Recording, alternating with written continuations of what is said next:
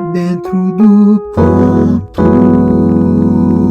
Fala pessoal, aqui é o Dentro do Ponto, um quadro do Outro Ponto Podcast, onde a gente faz a leitura diária da lição da Escola Sabatina Jovem, juntos com você.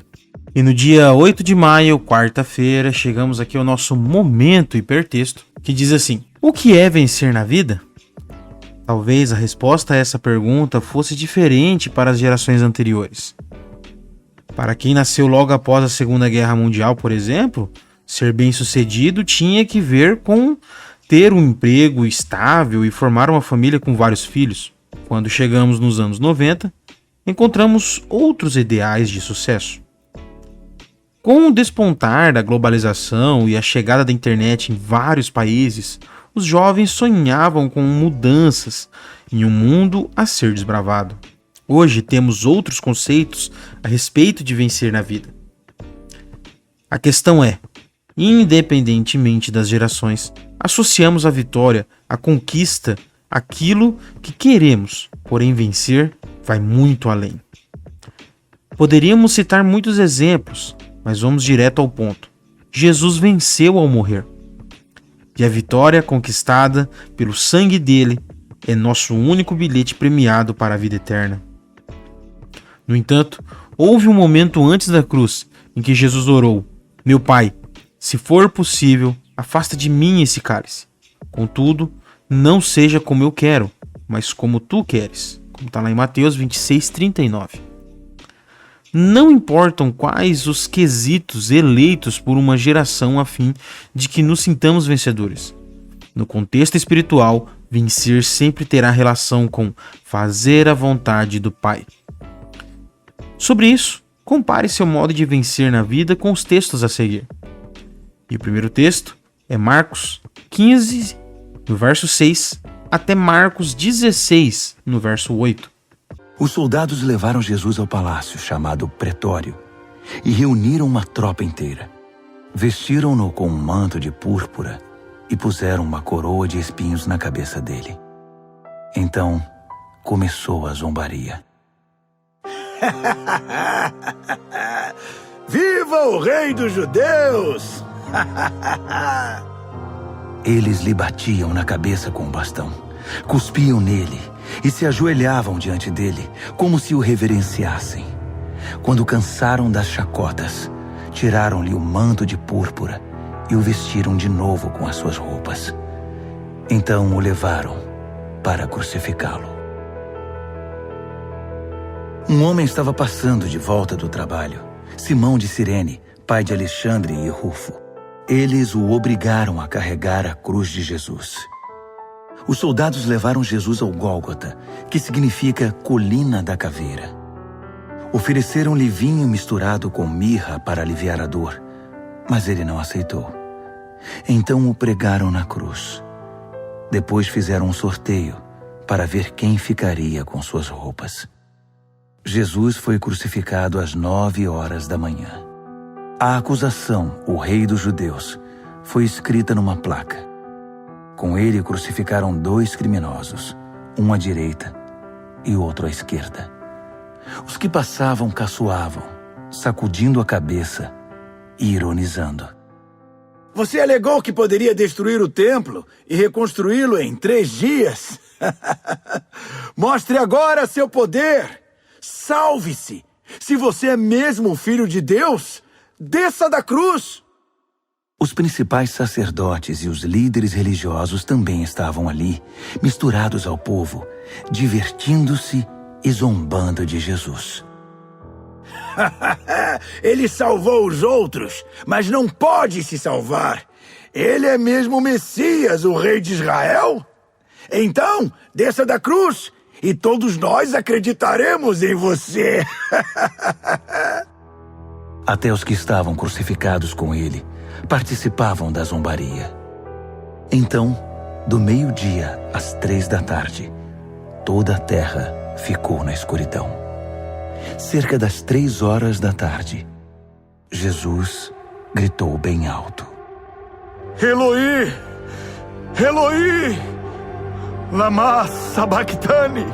Que quer dizer: meu Deus, por que me abandonaste? Alguns dos que viram aquilo o ouviram e disseram: Ele está chamando Elias. Um deles correu, pegou uma esponja mergulhada em vinagre e ergueu-a numa haste e deu-o de beber a Jesus e disse: Vamos ver se Elias vem para tirá-lo daí.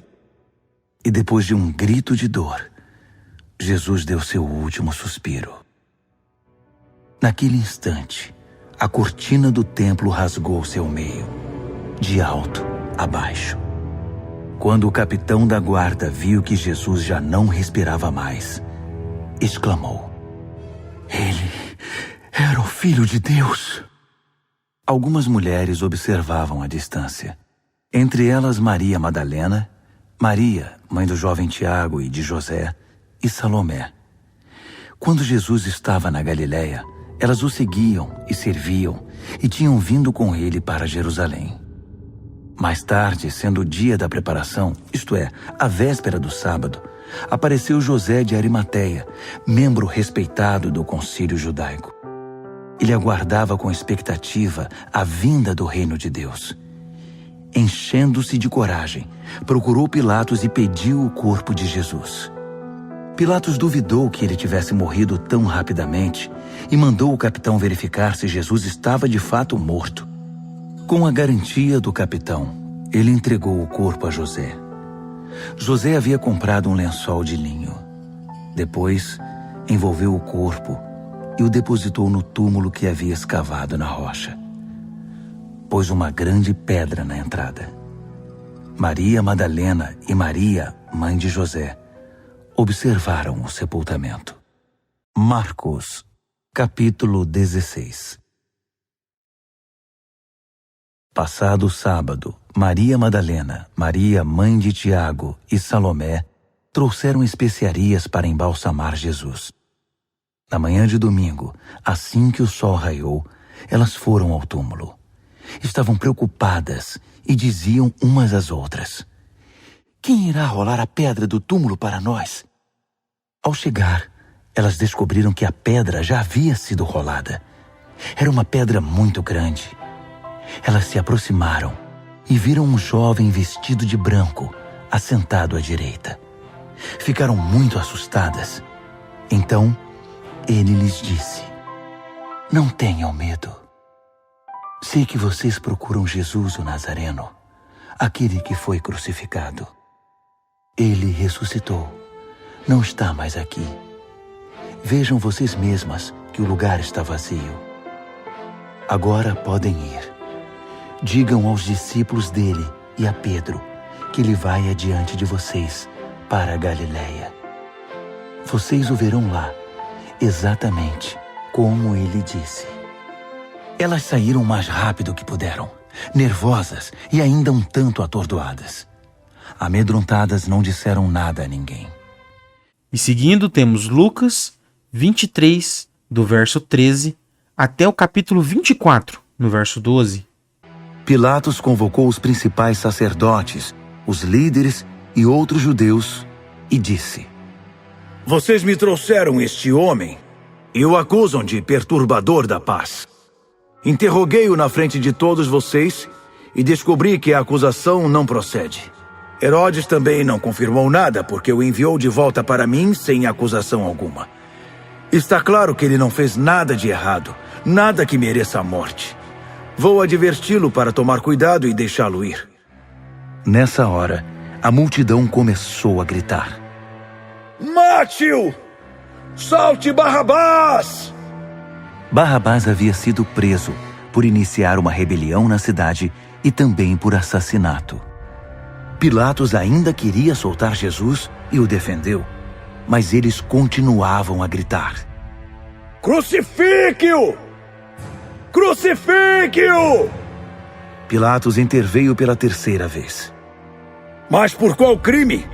Ele não fez nada que mereça a morte. Vou dar-lhe uma advertência e deixá-lo ir. Mas a turba furiosa exigia que ele fosse crucificado. Finalmente eles o venceram. Pilatos desistiu e cedeu. Libertou o homem que estava preso por rebelião e assassinato e entregou Jesus ao povo para que fizessem o que bem entendiam. Enquanto o levavam, obrigaram Simão, um homem de Cirene que estava chegando do interior, a carregar a cruz atrás de Jesus. Uma grande multidão os acompanhava e algumas mulheres choravam. Num determinado momento, Jesus virou-se para elas e disse: Filhas de Jerusalém, não chorem por mim. Chorem por vocês mesmas e por seus filhos. Chegará o tempo em que será dito: felizes as mulheres que nunca conceberam. Felizes as mulheres que nunca deram à luz. Felizes os seios que nunca amamentaram. Elas vão pedir às montanhas caiam sobre nós e as colinas soterrem-nos. Se o povo faz essas coisas com uma árvore verde e viva, imaginem o que farão com a madeira seca. 2 outros homens, ambos criminosos, foram levados com ele para a execução. Quando chegaram ao lugar chamado Colina da Caveira, eles o crucificaram, e também aos 2 criminosos, um à direita e outro à esquerda. Então Jesus orou: Pai, perdoa esta gente. Eles não sabem o que estão fazendo. Eles dividiram suas roupas com apostas. O povo ficou ali, encarando Jesus. E os líderes zombavam. Ele salvou os outros. Vamos ver se salva a si mesmo. O Messias de Deus, o escolhido. Os soldados também começaram a zombar e deram vinagre para ele beber, dizendo: Quer dizer que você é o rei dos judeus? Salve-se então! Acima da cabeça dele puseram uma placa: Este é o rei dos judeus. Um dos criminosos crucificados ao seu lado blasfemava: Que bela espécie de Messias é você! Salve a você mesmo e a nós também! Mas o outro censurou: Você não tem temor de Deus? Está recebendo o mesmo castigo que ele. Nós o merecemos, mas ele não. Ele não fez nada para merecer isto. Então ele disse: Jesus, lembre-se de mim quando o Senhor entrar no seu reino. Jesus disse: Pode ter certeza. Hoje você irá comigo para o paraíso. Era meio-dia. Toda a terra ficou em trevas. E a escuridão durou 3 horas. Uma escuridão total. A cortina do templo partiu-se ao meio, de alto a baixo. Jesus gritou: Pai, entrego minha vida em tuas mãos. E deu o último suspiro. O capitão da guarda testemunhou tudo aquilo e, com temor, deu glória a Deus. Este homem era mesmo inocente. Um homem bom e inocente. Todos os que estavam ali na expectativa de ver um show ficaram arrasados quando viram o que realmente aconteceu e voltaram para casa. Os que conheciam bem Jesus e as mulheres que o seguiram desde a Galileia ficaram a uma certa distância, observando. Havia um homem chamado José, membro do concílio judaico, pessoa de bom coração e bom caráter, cuja terra natal era a cidade de Arimateia. Ele não concordava com os planos e com as ações do concílio e era um dos que aguardavam o reino de Deus. José procurou Pilatos e pediu o corpo de Jesus, que foi enrolado num lençol de linho e posto numa tumba cavada na rocha, que nunca havia sido usada. Isso aconteceu no dia anterior ao sábado, e o sábado estava para começar. As mulheres que vieram com Jesus da Galileia também acompanharam esses procedimentos. Elas viram a tumba onde o corpo de Jesus foi posto e voltaram para preparar as especiarias e os bálsamos para o sepultamento. Mas descansaram no sábado, conforme o mandamento. Lucas, capítulo 24.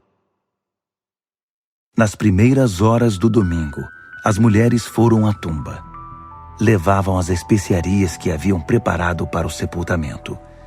Encontraram a pedra da entrada da tumba fora do lugar e entraram. mas não encontraram o corpo de Jesus lá dentro. Confusas, tentavam imaginar o que teria acontecido.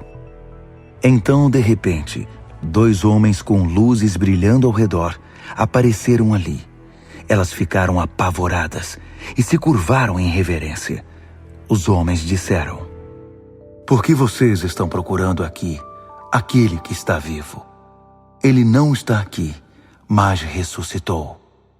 Lembrem-se do que ele disse quando ainda estava na Galileia, que tinha de ser entregue aos pecadores, ser morto numa cruz e ressuscitar no 3º dia." Então elas se lembraram das palavras de Jesus. Deixaram o túmulo e contaram tudo aos 11 e aos demais. Maria Madalena, Joana, Maria, mãe de Tiago, e as outras mulheres que estavam com elas relataram os fatos aos apóstolos, mas eles não acreditaram numa só palavra que disseram, achando que era coisa da cabeça das mulheres. Mas Pedro correu até a tumba, olhou para dentro e viu apenas alguns lençóis, nada mais. Abalado e admirado, ele voltou balançando a cabeça. Ainda nos evangelhos temos João 18, do verso 39, até João 20, no verso 18. Não acho nada de errado naquele homem. É costume de vocês que eu perdoe um prisioneiro na Páscoa. Querem que eu perdoe o rei dos judeus? Mas por incrível que pareça, eles gritaram de volta: Não! Queremos Barrabás! Barrabás era um revolucionário judeu. João, capítulo 19. Pilatos então mandou que açoitassem Jesus. Os soldados trançaram uma coroa de espinhos e a puseram em sua cabeça. Vestiram nele um manto púrpura e chegavam perto dele, dizendo: Salve, rei dos judeus! E o saudavam com tapas no rosto. Depois Pilatos tornou a sair e disse-lhes: Eu estou trazendo a vocês, mas quero que saibam que não acho que ele seja culpado de algum crime. Foi nesse momento que Jesus saiu, usando a coroa de espinhos e o manto púrpura. E Pilatos anunciou: Aí está ele, o homem! Quando os principais sacerdotes e os guardas o viram, gritaram em frenesi: Crucifique-o! Crucifique-o! Pilatos disse: Crucifiquem-no vocês! Não acho nada de errado nele.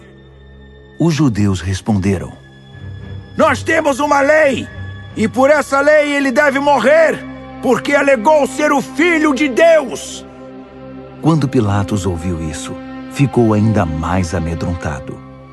Ele voltou ao palácio e perguntou a Jesus: De onde você veio? Jesus não respondeu. Pilatos insistiu: Você não vai falar? Não sabe que tenho autoridade para perdoá-lo e autoridade para crucificá-lo?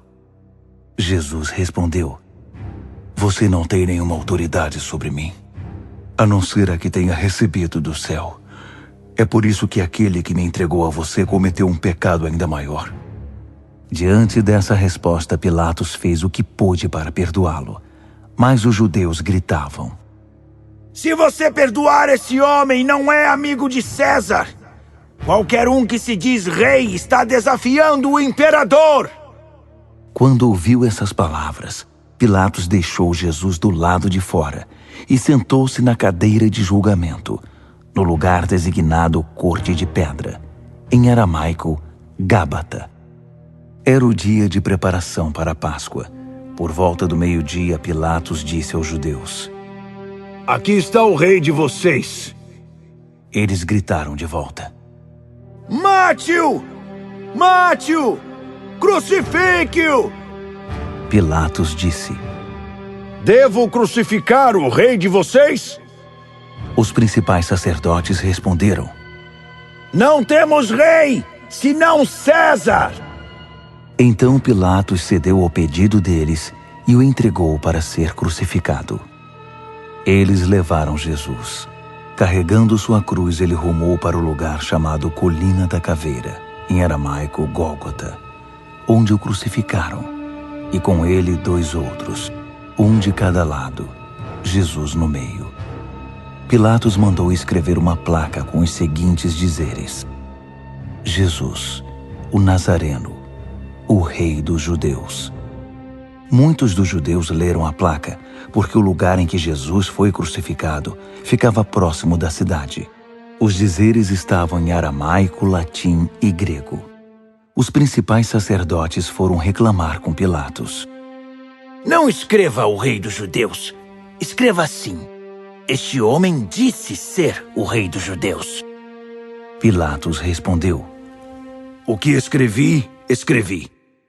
Quando o crucificaram, os soldados romanos tomaram as roupas dele e as dividiram em 4 partes, uma para cada soldado.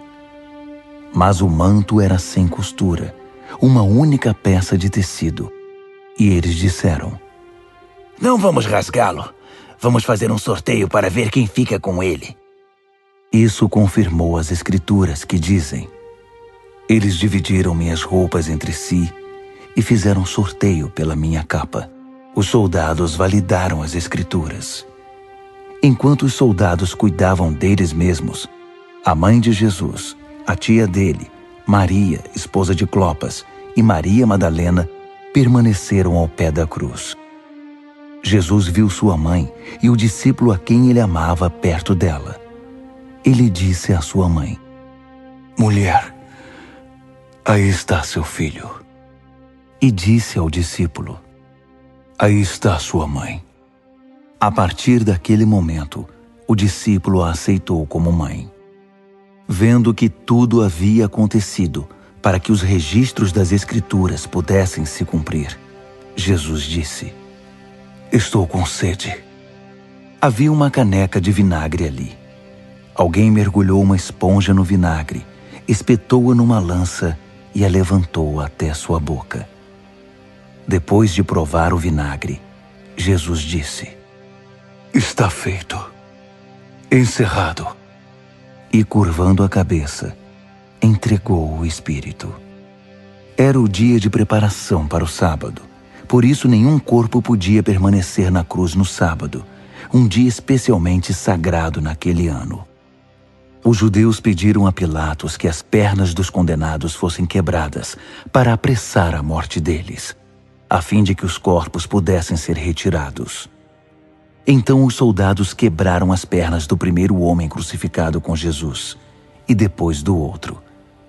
Quando se aproximaram de Jesus, viram que ele já estava morto, por isso não quebraram suas pernas. Um dos soldados cortou o lado de Jesus com sua lança, e do ferimento jorraram sangue e água. Uma testemunha ocular dessas coisas apresentou um relatório preciso. Ele mesmo viu e está contando a verdade para que vocês também possam crer. Isso também confirmava as Escrituras. Nenhum osso do seu corpo foi quebrado. Esta outra passagem também: eles olharão aquele a quem traspassaram. Depois de tudo isso, José de Arimateia, um discípulo de Jesus, mas às ocultas, porque tinha medo dos judeus, pediu a Pilatos o corpo de Jesus. Pilatos deu permissão e José levou o corpo. Nicodemos, que tinha ido conversar com Jesus de noite, apareceu agora em plena luz do dia, carregando uma mistura de mirra e aloés que pesava cerca de 35 quilos.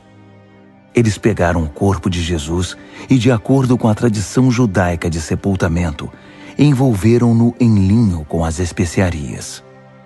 Havia um jardim perto do lugar onde ele havia sido crucificado, e no jardim um sepulcro novo, no qual ninguém havia sido ainda sepultado.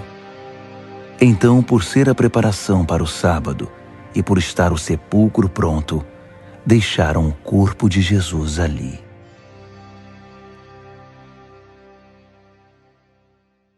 João, capítulo 20. Cedo de manhã, no primeiro dia da semana, enquanto ainda estava escuro, Maria Madalena foi ao sepulcro e viu que a pedra havia sido removida da entrada. Ela correu na hora até onde estavam Simão Pedro e o outro discípulo, aquele que Jesus amava. quase sem fôlego, informou: Tiraram o Senhor do sepulcro. Nós não sabemos onde o puseram. Pedro e o outro discípulo imediatamente correram ao sepulcro. O outro discípulo chegou primeiro, pois havia ultrapassado Pedro. Parando para olhar, viu lá dentro as peças de linho, mas não entrou. Simão Pedro chegou depois dele e entrou no sepulcro, observou as peças de linho deixadas ali e o lenço usado para cobrir a cabeça dele. Não junto com as peças de linho, mas separado delas, cuidadosamente dobrado.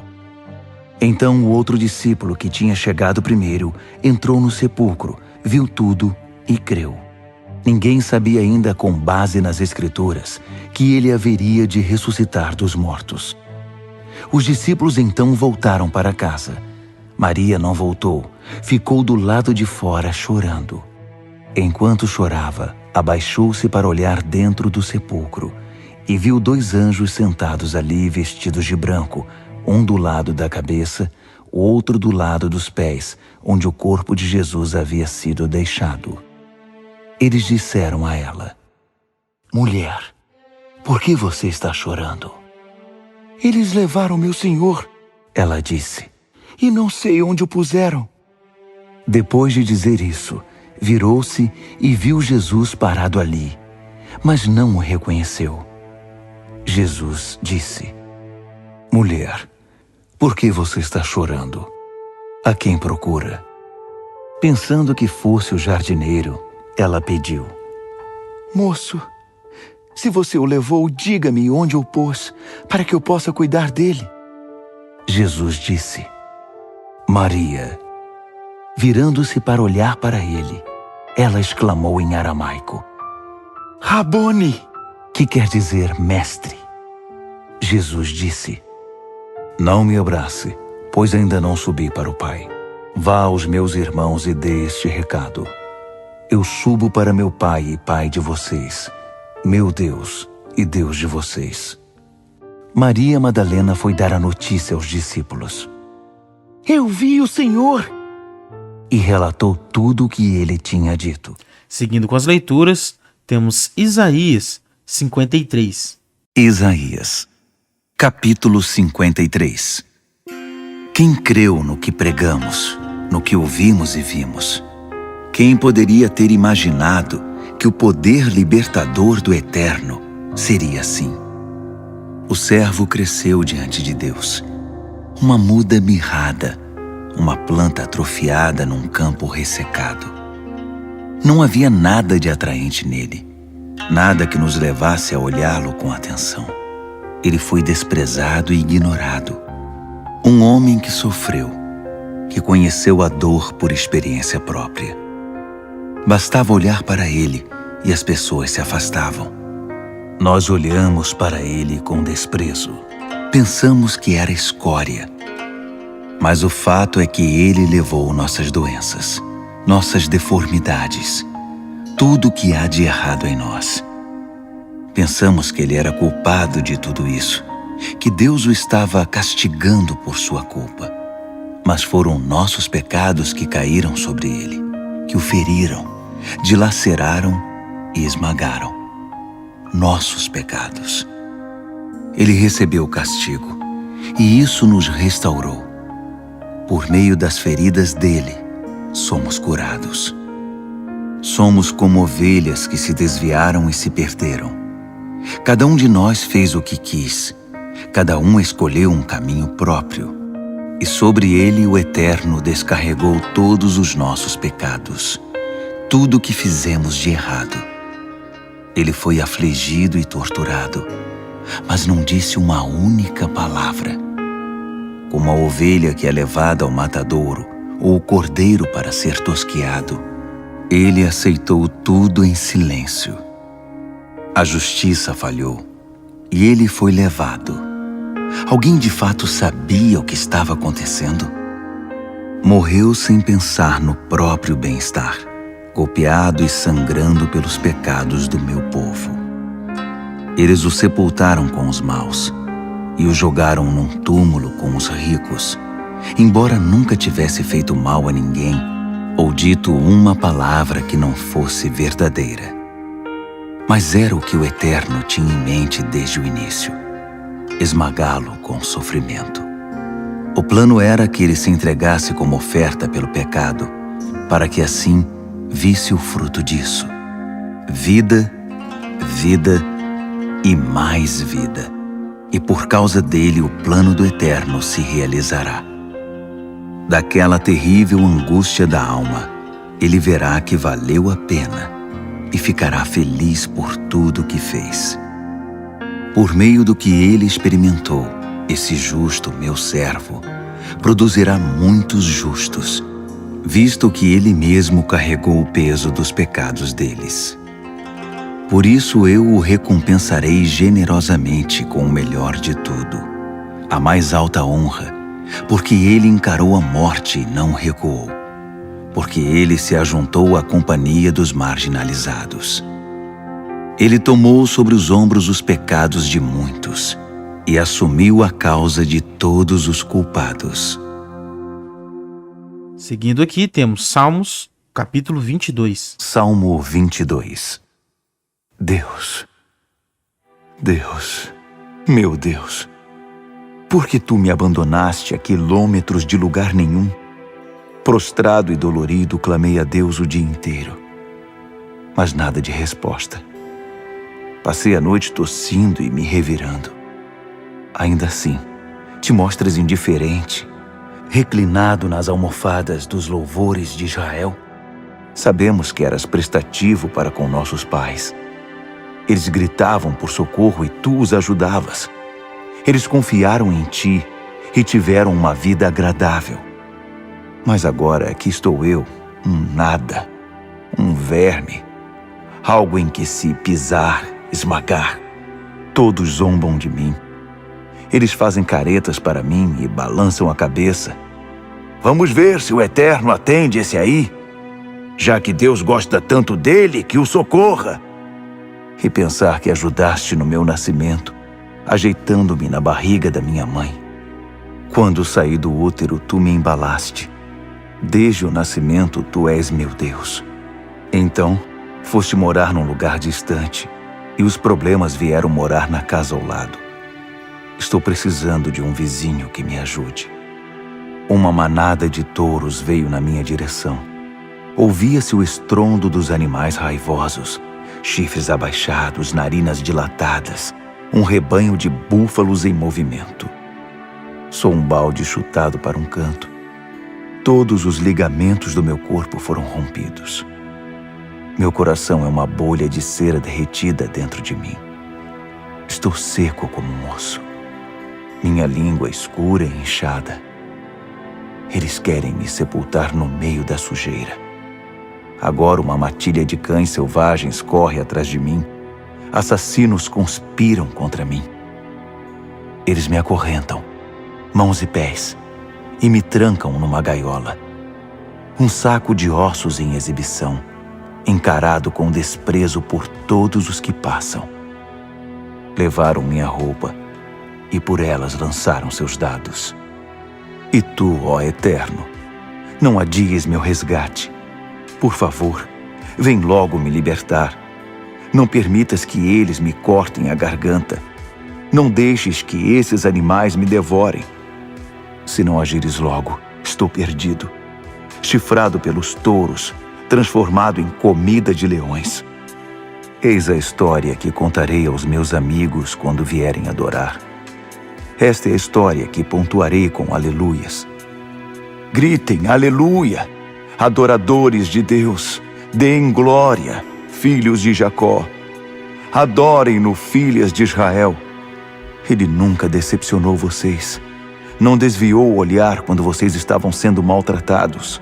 Ele nunca se omitiu nem os ignorou. Ele estava bem ali ouvindo tudo. Aqui nesta grande reunião de adoração, descobri esta vida de louvor. E farei tudo o que prometi, bem aqui, diante dos adoradores de Deus. Os necessitados se sentam à mesa do Eterno e comem até ficar saciados. Todos os que buscam Deus estão aqui e o louvam. Vivam intensamente de corpo e alma. Não desistam nunca. Dos quatro cantos da terra os povos retornam. Estão voltando para o eterno. Famílias perdidas há tempo estão prostradas diante dele. O eterno assumiu o comando. De agora em diante, ele tem a última palavra. Os poderosos homens de negócio estão diante dele. Eles o adoram. Os pobres e os fracos também. Eles o adoram. Juntam-se a eles os que nunca entenderam. Eles também o adoram. Nossos filhos e os filhos deles farão parte disso quando a palavra for passada adiante de pai para filho. Os bebês que nem sequer foram concebidos ouvirão as boas novas. Deus cumpre o que promete. Seguindo com as leituras, temos Romanos 3, do verso 21 ao 26, que diz assim: Mas agora se manifestou sem a lei a justiça de Deus, tendo o testemunho da lei e dos profetas. Isto é, a justiça de Deus pela fé em Jesus Cristo para todos e sobre todos os que creem, porque não há diferença.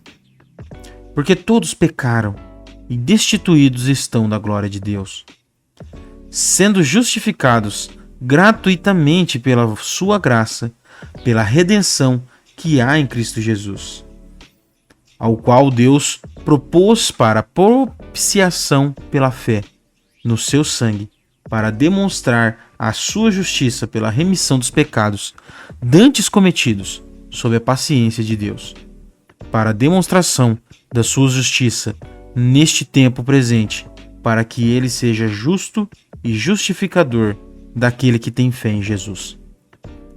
E para fechar aqui as leituras, temos 2 Coríntios, no capítulo 5, o verso 21, que diz assim: Aquele que não conheceu o pecado, o fez pecado por nós, para que nele fôssemos feitos justiça de Deus. Aí, para fechar aqui o momento hipertexto, temos duas perguntas. Qual é a relação das passagens com o texto-chave, que é Mateus 27, do verso 15 até 28, no verso 10? O que importa nessa vida é ser feliz. A que custo? Bom, pessoal, esse foi mais um Dentro do Ponto, a sua leitura diária da lição da Escola Sabatina Jovem. E para mais conteúdos como esse, já se inscreve aqui no canal, ativa o sininho, deixa um comentário para a gente interagir com vocês. Siga-nos também nas nossas outras redes sociais, como Instagram, Facebook, TikTok, Amazon Music, Google Podcast. E para um estudo e um comentário mais completo da lição da Escola Sabatina, fique de olho no nosso programa semanal, o Outro Ponto Podcast. Até a próxima.